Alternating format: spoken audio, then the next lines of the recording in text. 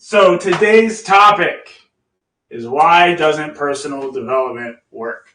Now, I want to point out that this is not every form of personal development. Okay? It's not every form. But I would go as far as to say that most forms of personal development do not work. So I'm actually very interested to get an answer from you guys. What forms of personal development have you yourself tried to do? Okay. What forms? I would really love to know. Ooh.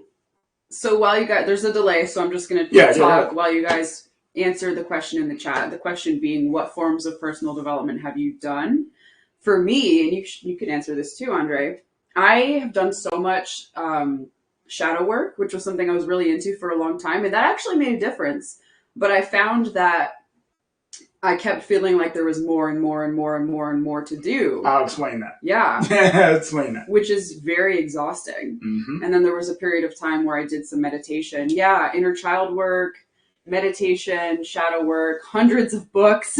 Yeah. Therapy, classes, journaling. Oh yeah, I did the therapy too. That was lame. Acquiring technical skills. Hey.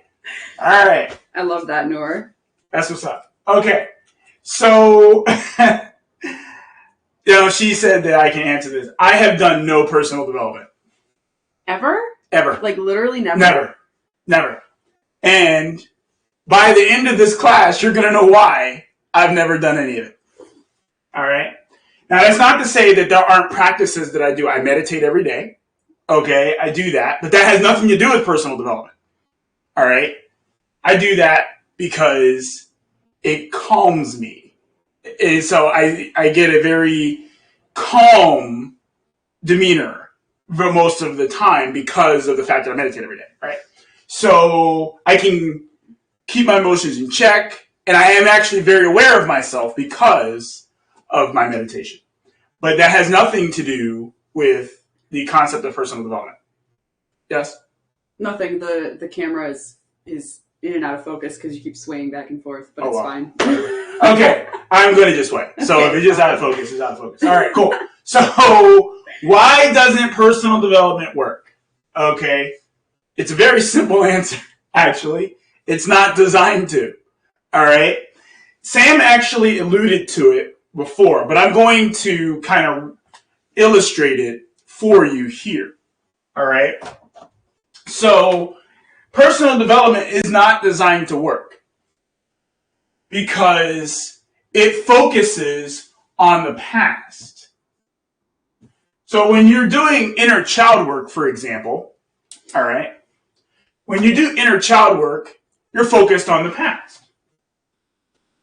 So what you're doing, the whole purpose of inner child work is accepting the inner child, which is your past. So the focus on your past prevents you from experiencing the present. Okay?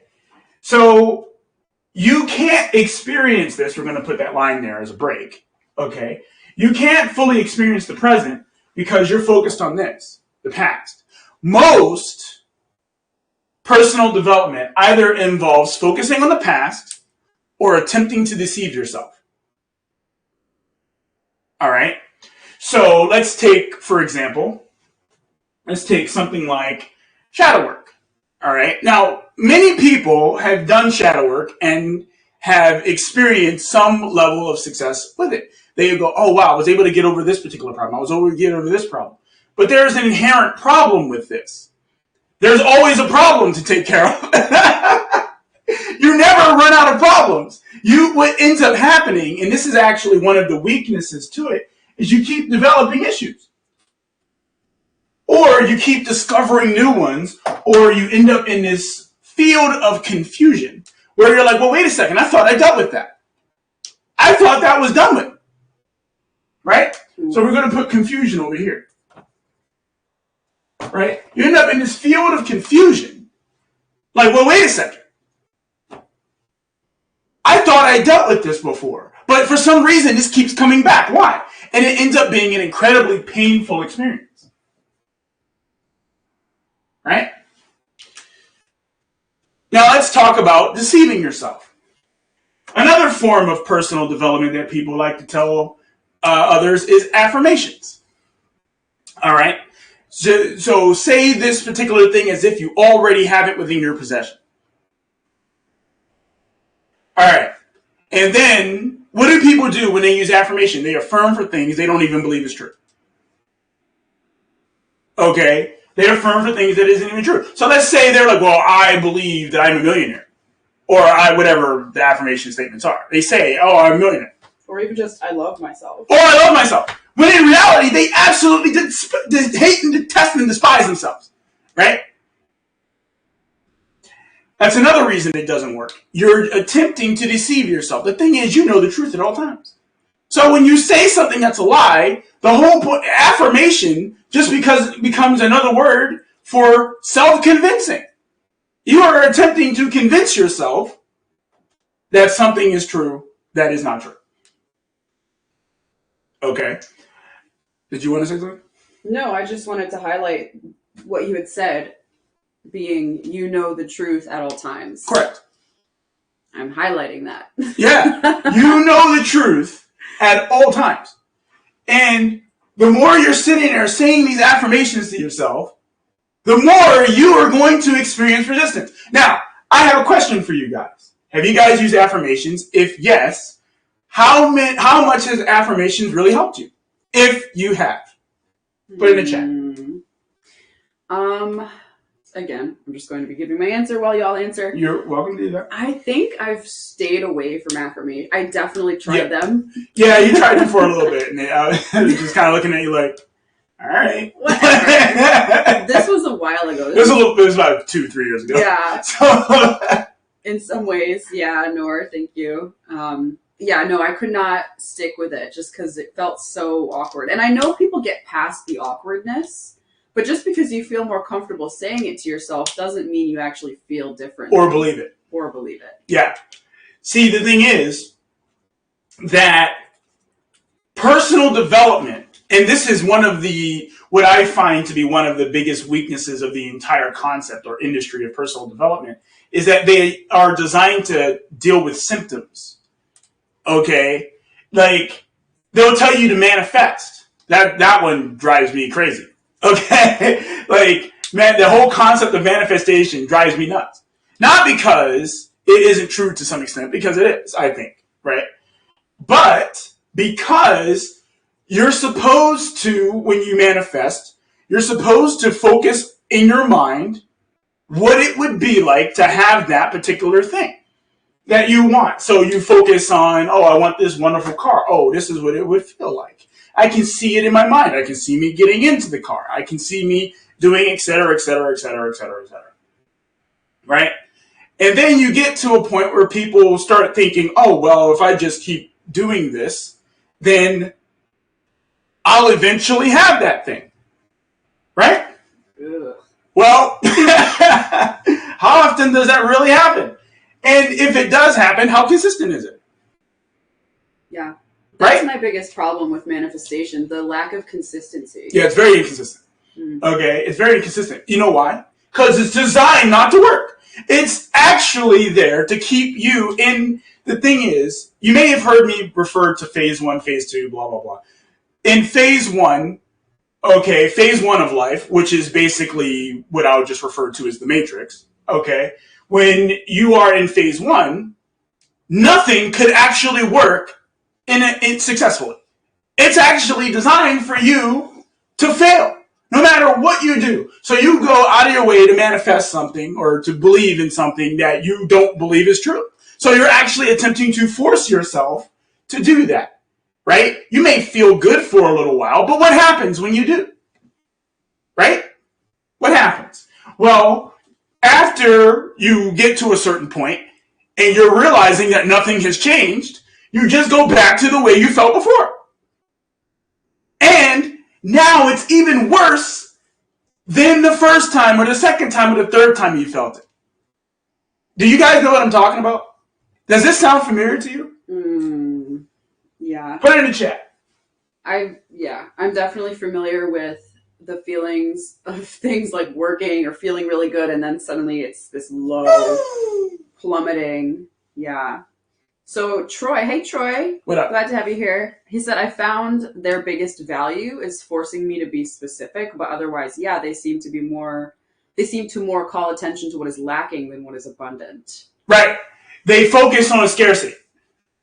Yeah. Okay. And what personal development ultimately ends up doing is helping you realize how much scarcity you're in. It doesn't actually help you escape the scarcity. It helps you realize how much scarcity you're in. Does that make sense? Mm-hmm. So you're just like, oh yeah, I don't have this. I don't have this. I don't have this. I can't do this. I can't do this. I don't have this. I don't have this. Like, this is impossible. This is the blah, blah, blah.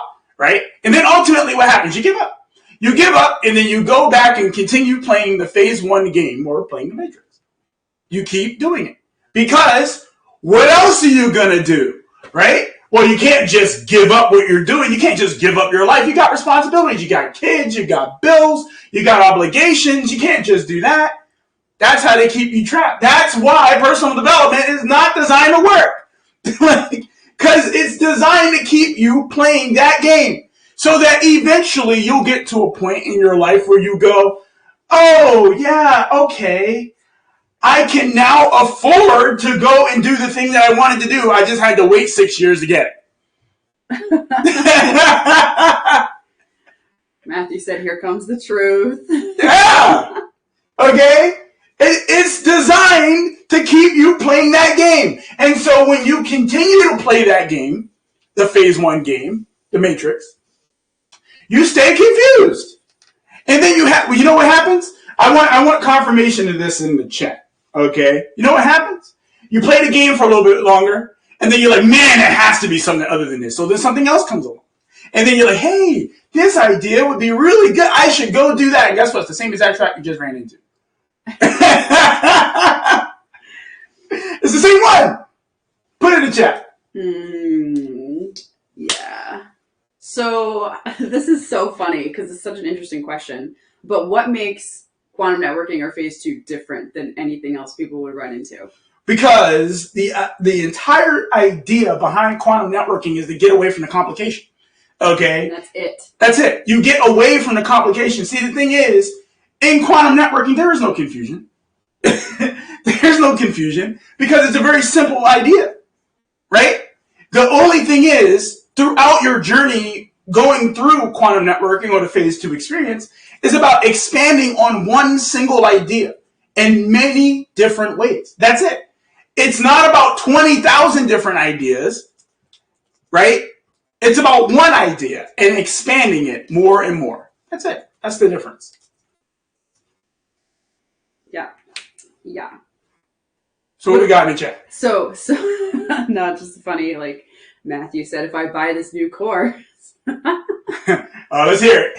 Let's hear it. Yeah, no, we don't have a paid course. But what we do have, for transparency's sake, are some videos that you can buy based on what specific issues you're having. So you can address those from a phase 2 quantum networking perspective. Right. Which are $20. Yeah. Yeah.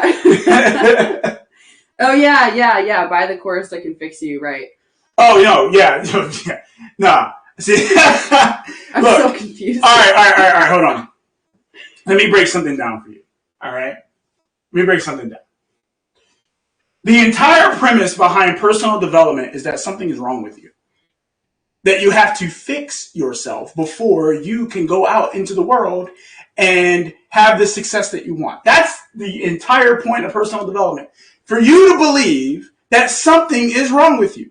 That now let's go even deeper. I'll even talk further into society. Okay, so let's say that you have what someone would consider to be a mental disorder, right?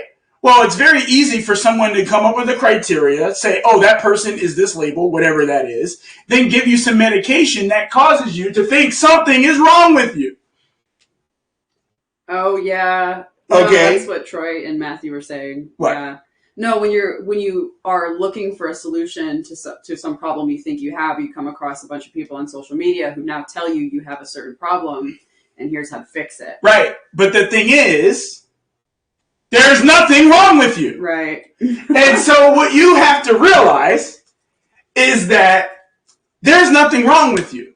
Now, that's actually the tough part, because you start looking at your life, right? We're going to put life over here. And this is you, right? You start looking at your life as if something is wrong with you because you don't have what you want, right? And then because you don't have what you want, you think it says something about you. Oh, I'm worthless. I'm this. I'm that. You judge yourself because of this idea. Personal development is very harsh on people, even though people dress it up as if they're being helpful. In fact, what they're doing is they're causing a lot of harm, and they don't realize it. Okay? What happened yesterday is irrelevant. And I know that may sound really difficult for some people to believe that what happened yesterday is, oh, no, this happened yesterday. Yeah, but what does that have to do with today? It has nothing to do with today. It has nothing to do with right this moment. Hell, the fact that I'm saying what I'm saying right now is already the past. It's already the past. Mm-hmm. What you're listening to, by the time you get it, it's your present. But for me, it's the past. Okay? So, what happened yesterday is irrelevant. The only thing that really matters is what you do in this moment right now. But nobody will tell you that. In personal development, you got to focus on your past because you got to accept your past in order to be able to move into the future. That's a lie. So what you need to do is just be okay with the present, because the past and future happen anyway. They happen anyway. So why are you focused on something that's already done? What do you think that you're going to do now that's going to change it? Nothing. So why are you worried about it? Personal development keeps you locked in the past. Keeps you locked there.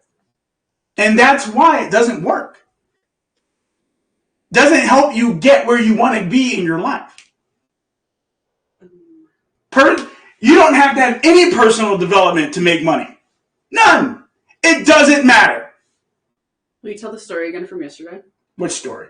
The one about the Christmas experience.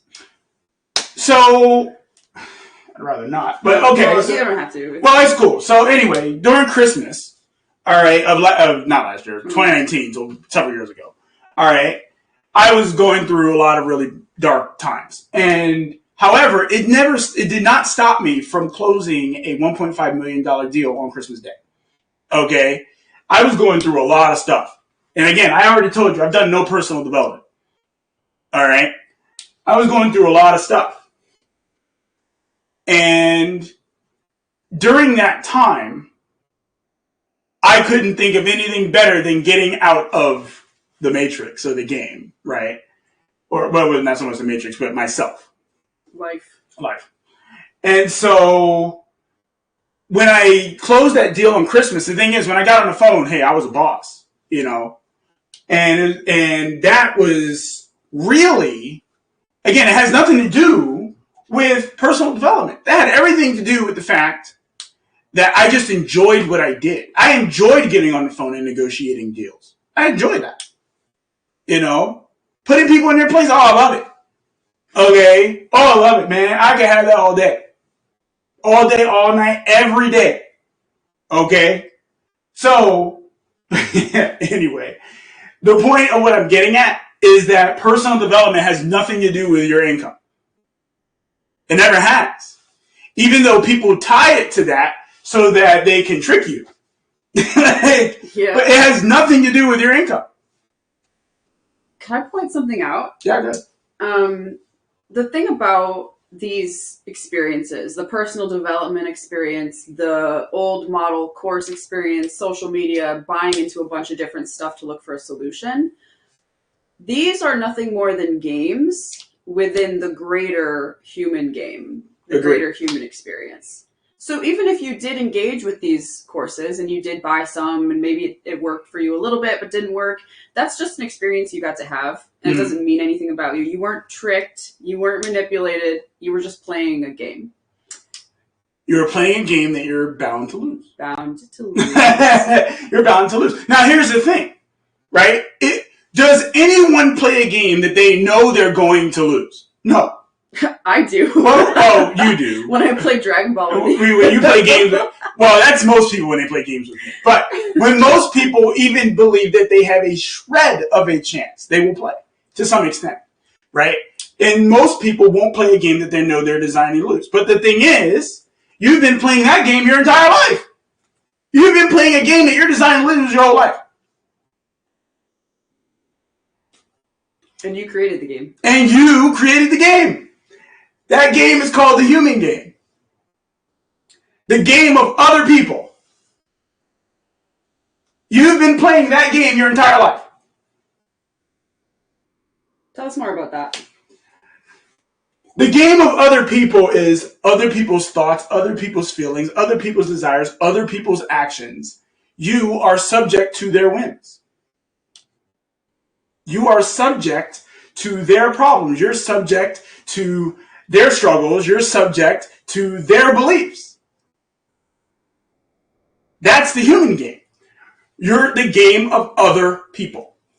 How does the game of other people relate to personal development? Because it's other people that tell you that you need to do it. It's other people that say, hey, you got to do personal development. You can't do this unless you do some personal development. Okay? You got to do some personal development. Now, there are models that I do agree with when it comes to development, but I don't call it personal development. Okay? See, let me explain why. I'm going to break the word down for you. All right?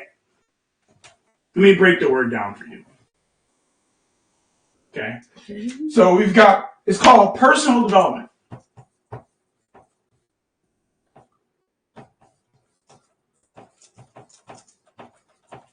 Right? So, what does person mean? Person is derived from the word persona, which means mask. Okay? That's what that means. So, personal would mean the mask that belongs to you. Right? And then development is creation. So, personal development is you creating a mask to wear throughout your life. A mask where you're fixed or better than before. Yeah. Yeah, that's what it is. Okay. It's basically saying, hey, here's how you be a fake. That's what it is. Think about that. It's telling you, hey, be a fake. But we're going to tell you how to be a fake. Okay? You better put on that mask. If anyone in here has, were you? No, go ahead. If anyone in here has or has had a personal development business or a brand, don't feel bad about that, because I've done this myself. I had a shadow work brand in the past. The thing, just to go back to what I said earlier, this is all a game. You can play literally any game you want to play. Right. And if you want to teach people personal development, regardless of what we're giving you right now, that is fine. There's nothing wrong with it. Yeah. And don't get me wrong, all right? People who are actually teaching personal development may not even be aware of this. Okay, they may not be aware of it. And that's okay. If you're not aware of it, and now all of a sudden you're like, oh my God. That's exactly what yeah. Right? You ever notice, if you've ever had a personal development coach, I know people who have, okay? If you've ever had a personal development coach or known people who have, one of the things that I've heard a great deal is that person doesn't even practice what they teach me. Oof. I have heard that from so many people that I've known that have had personal development coaches. They don't even practice because that person is actually quite aware that this is what it is. Okay? So, it's not that you can't develop and expand. Okay? Here's what I would propose. Emotional development. That's what I would propose. Oh. Yes. No. Can everyone still see and hear everything? Nora said it got cut off. Oh, did it? It would be a connection issue. But yes, I imagine you're about to go into what you would suggest people would do. Yes. Instead of personal development, I recommend emotional development. Okay? The thing is, what's very interesting? Is that whenever you do personal development, you project that outward. And you get feedback from people to say, oh, look, you've changed so much. You've become hey, you seem like this and this. It's still the game of other people, right? Right? But the emotional development happens within you. So not personal development, no masks. Get those out of here. Okay? We want to focus on emotional development. Yeah. All right? So if that makes sense, put it in the chat. It does make sense, yes. And if anyone else agrees, let us know. So just to kind of touch on Daniel's comment. Sure. This is what we would do, emotional development. And in terms of us knowing the whole truth, what we know is what feels true to us. Correct. And if it doesn't feel true to you, then it's not true for you. Right. But to us, this is the truth because this is what we feel very strongly about. So this has been our experience. Whether you take it or not is up to you. Yeah. Hey, man, this could not resonate with you. But nah, I don't get it. Cool. No skin off my nose. You're welcome to do whatever you please. Okay? But if this does resonate with you, and you heard everything I said about personal development, and you're like, well, wait a second. I've done a lot of that, and no, it hasn't helped me at all. Then you know what I'm talking about. I don't expect that everything I say is going to resonate with everyone. Just the people who are meant to hear it. Boom. That's simple. So, emotional development. But this here is perceived to be more difficult. It's perceived to be more difficult. And that's because it's far more intense. Ugh. Right? It's intense. The thing about personal development, it's all focused on your mindset. Because your mindset is so important. I was talking about this in the last class I did, that mindset doesn't have anything to do with your success. Has nothing to do with it. Nothing. Okay? Nothing. Your emotions do. So, what questions you got for me? Give me. Ooh, okay. Let's see. What questions do you all have? We have 15 more minutes. I changed the timing on these live streams from 30 minutes to 45 because we usually go over. Okay. It's 2:30 on the dot right now. So I'm sure at least a couple of people are wondering, what does emotional development look like? Can you give an example of an exercise or something? So emotional development is really just about understanding yourself.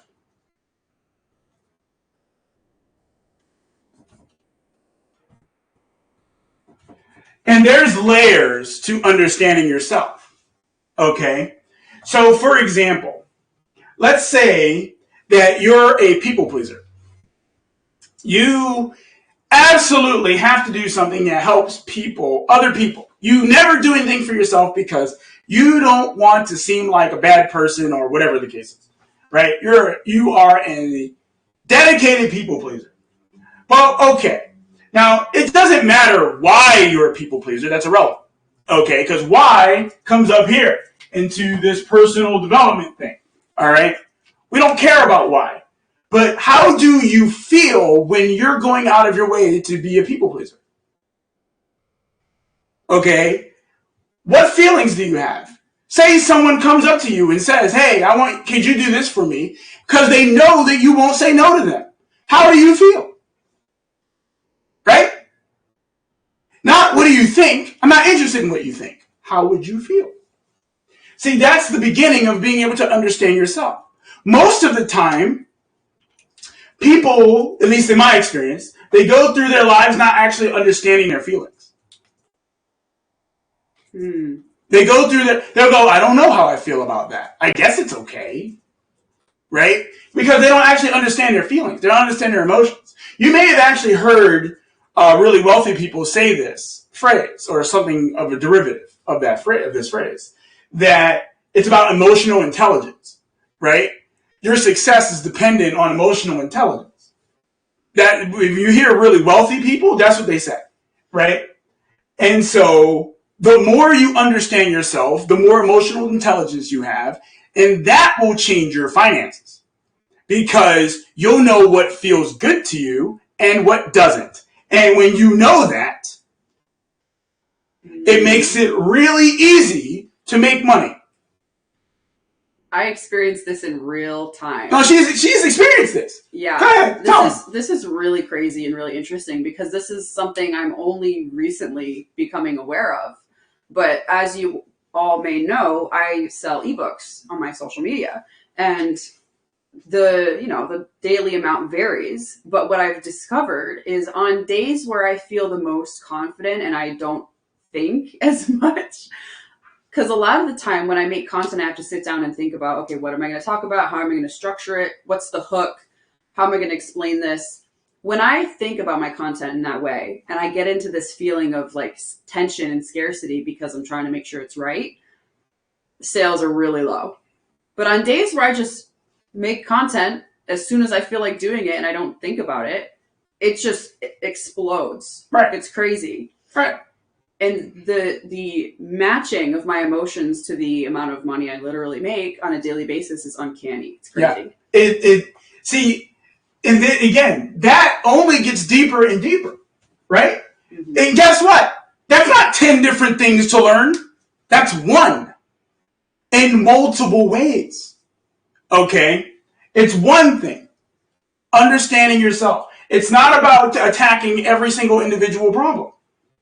Your marketing. Okay? Yeah, marketing. Right? It's not about that. It's about understanding you. What makes you feel good? What do you enjoy? And how can you expand that?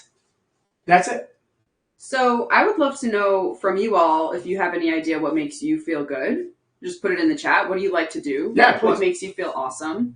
For me, I would say acting. Any type of film and creative act makes me feel freaking awesome. And then Nora had a question. Yeah. She said, would you say any type of strong emotion counts? Counts towards what? I'm not sure. Well, please put what counts towards what, please. So what I said in response to that was that all emotions count. There's no emotion that's too small. Correct. I agree with that. Matter. But I don't know in what context she's referring to. But yes, there is every emotion has the same value. Okay? I want you to know that. But they have their own ways of being represented. Okay, they all have their own value. Mm-hmm. I think there's a certain level of awareness that kind of changes whether or not you feel a lot or a little bit of emotion. You may be mildly aware that you have anger or something, but really you have a lot, you're just not aware of it. Well, so, okay, I want to talk about, amount of emotion, right? Mm. And that's a really good point that you made. I, however, believe that there is no different amount of an emotion. Okay? It is really just how aware you are that it exists. Yeah, that's what I was saying. Yeah, I don't believe that there is a different amount. I have a lot of anger or I have a little bit of anger. You have anger. Period. You have frustration, you have depression, you have resentment. You have that. Or you have happiness, contentment, and appreciation, right? you have those things. What do you think about labeling emotions? You think it's necessary? I don't like to do it. I'm only doing it right now as a point of mutual understanding. But emotions are just emotions, right? Yeah. I'm against labeling for the most part in general, but unfortunately our entire language is based on labels. So it's just one of those catch-22s. You know, it's just like, well. Oh, okay. Nora said, would you say any type of strong emotion counts to help you expand? Yes. Yeah. Absolutely. Yes, 100%. To kind of mention what you've talked about in different live streams in the past, anger and happiness are two emotions that are easy, quote unquote, to expand. They are yes, I would say they're the easiest to expand because they are generally the most intense. Okay? They are very intense emotions. When you're happy, you're like, oh yeah! You're like, everything is the best. When you're not happy and you're like really angry, yeah. The thing is, when you feel resentment, and you can kind of, you can use your own life as experience for what I'm about to say here. But when you experience resentment, depression, frustration, those things tend not to be shown outwardly, at least not on a conscious effort on your part, right? So when you feel contentment, that is also not something that's generally shown outwardly. But when you're happy about something and when you're angry about something, you definitely show those outwardly. You know, that's due to their intensity. Okay. Yeah.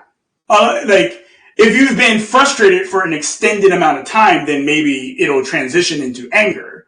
But frustration in that of itself doesn't really do that. You don't show the frustration. You end up showing anger or happiness. The interesting thing about happiness and my experience, and I know other people experience this too, is I have experienced happiness only to a certain level, and then I cut it off.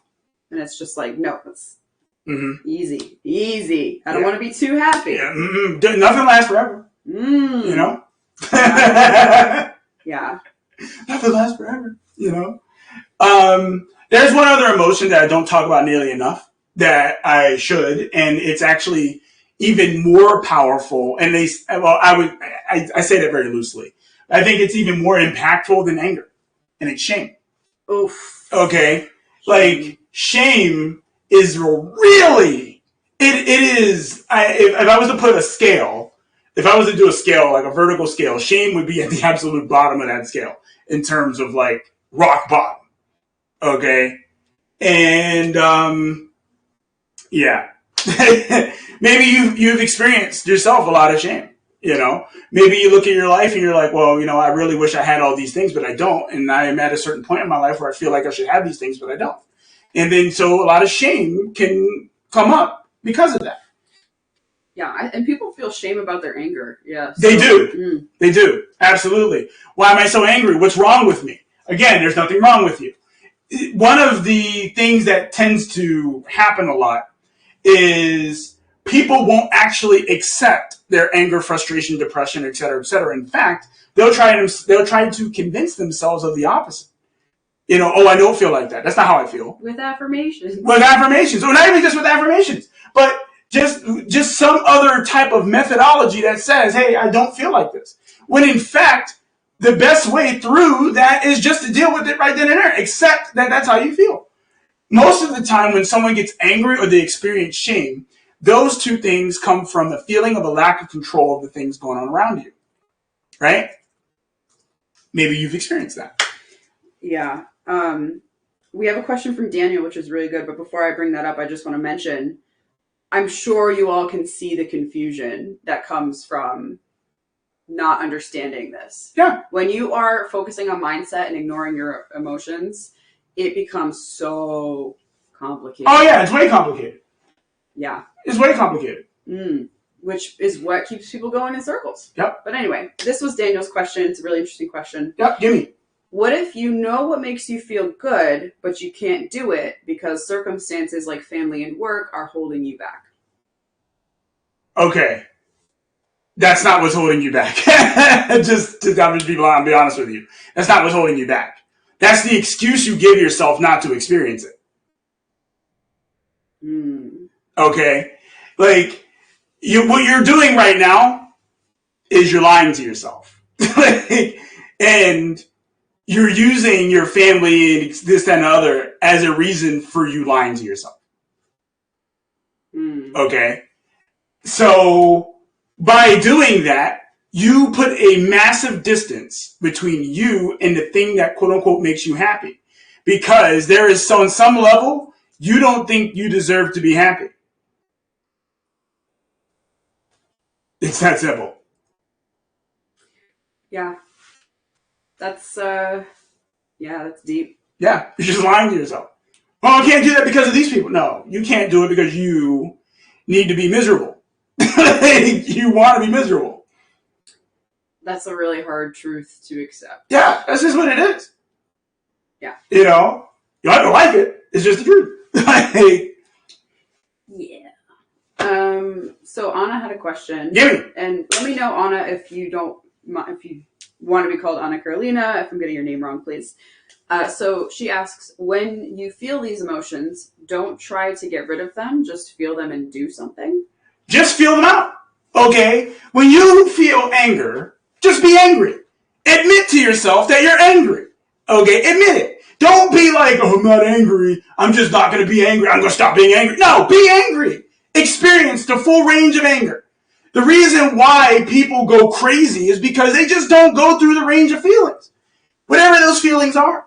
They don't allow themselves the gift of being able to experience their feelings. They don't allow that. They go, no, I can't do that because other people will do that. They'll think this of me and they'll do this. I don't care about other people. Other people don't have to live in your skin. You do. Okay? You live in your skin. Just allow yourself to experience those emotions. And when you do, they go away because it's like you're going, you know what? Hey, I appreciate the fact that I allowed myself to have these feelings. See, that's where you start appreciating yourself. Now, that goes very deep, but I'm not going to go into that today. But that's where you start appreciating yourself, by allowing yourself to experience your feelings. By not allowing yourself to experience your feelings, you're lying to yourself. Yeah, that's kind of like what Marie Amelia just said about how she thinks she doesn't accept how she feels to the full extent because she doesn't want to make others around her feel bad or be a burden, which just shows how much she is wired to care for other people over herself. Yeah, well, let me tell you something, okay? You're not actually concerned about other people. Okay? When you're playing the human game, you're still worried about yourself. All right? Because there is one very powerful feeling that you're avoiding in the human game. Guilt. Oh. Okay? Oh. Go ahead. Okay? See, when you say, oh, I'm not doing this because of this, and this, you're avoiding guilt. Yeah. That's what you're doing.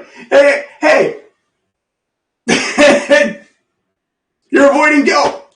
You're just like, I don't want to feel guilty. Because, let's say you get upset, other people are upset, and they make you feel bad for it. Well, then now you feel guilty, right? Guilt is a very lingering emotion. Nobody wants to feel guilt, so they do everything they can to avoid it. That's why they worry about other people. To avoid the guilt. To avoid guilt. So, to point something out here, one of the things that we talk about a little bit, but we can totally talk about more, is expansion. Yeah. Expansion is the process of being able to feel more. Mm-hmm. Just more feelings, a wider range of feelings. This goes from the less pleasant end of the spectrum, like guilt, to the more pleasant end of the spectrum, like happiness, abundance, joy. The more you expand, the more you can feel, the more you can hold. Not just emotionally, but also in terms of money, success, criticism, experiences, etc., etc. And this is what we're all moving towards in phase 2. Yeah. Anyway, what else? I was going to say something else. Oh, Nah, the last thing I put in the chat was that guilt makes me feel physically ill. Oh, yeah. Guilt is a really, really debilitating feeling. Ugh. Right? See, when someone tells me, oh, I can't do this because of other people, no, you can't do this because you don't want to feel guilty. Like, that's what you're really saying. Okay? That I can cut through all your BS. like this. You don't want to feel guilty. Yeah. All right. Any questions? All right, what questions you got for me? Give me. Yes, we're at 2:46. I know you don't care. I don't care. But I'm here behind the computer doing this. So let us know what questions you have. A couple people shared what makes them feel good earlier. Let's see it. Nor said drawing and long walks. Nice. I love those too. Long walks are just amazing. And then Anna Carolina said dancing and talking without filter. Ooh. Oh, yeah. Yeah. You can get along with Andre. Yeah, me and you probably get along. Because I don't filter anything. Yeah. So. Yeah. All right.